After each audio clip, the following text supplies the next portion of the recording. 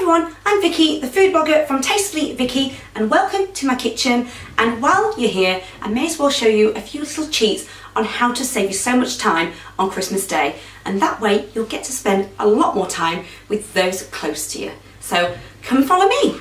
Now, if you love to bake a classic mince pie, one of the first cheat recipes I could share with you are some really delicious and easy Danish pastry mince pies. So the first thing you'll need to do is preheat your oven at 200 degrees or gas mark 6, and using a clean work surface, sprinkle with 50 grams of golden caster sugar. Just smooth it over with your hand, and then we're going to cheat by using one sheet of ready rolled puff pastry and just open it out, place it face down on top of the sugar but leave the paper intact, and then we're going to roll it out with a rolling pin until it's about a quarter bigger than it was, but keep its rectangular shape, and then slowly and carefully peel off the paper.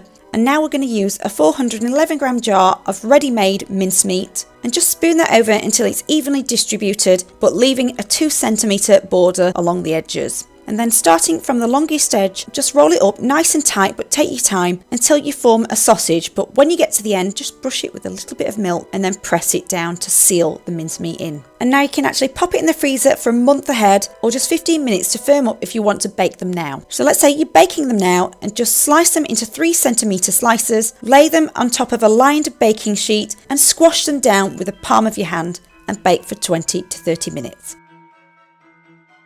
Another way to save time this year, if you don't have time to make your own, is to buy a ready-made Christmas cake, because the hard work is done for you. You can prick it and feed it with brandy every week for about 3 months leading up to Christmas. That way it will make it very juicy. But if you don't have time, there's nothing stopping you getting some vanilla frosting, and with a palette knife just apply it to the top of the Christmas cake. It's much easier to apply than marzipaning and icing it, and it still tastes great. And to give it a Christmassy look, just dab the top of the icing absolutely everywhere to give it a bit of an icicle feel. And you can do that the night before the big day.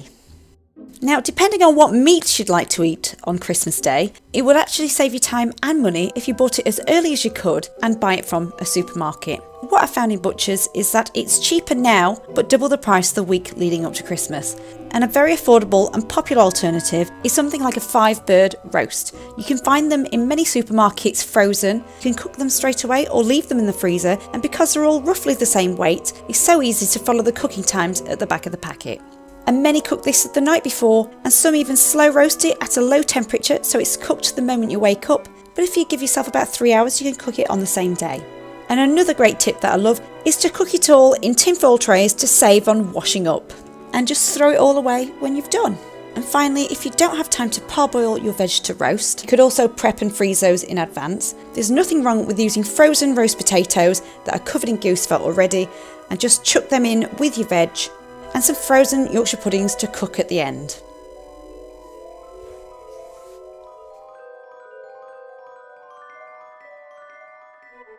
So I hope you all found that really useful and that you all have a very happy Christmas. Thanks for watching. Bye!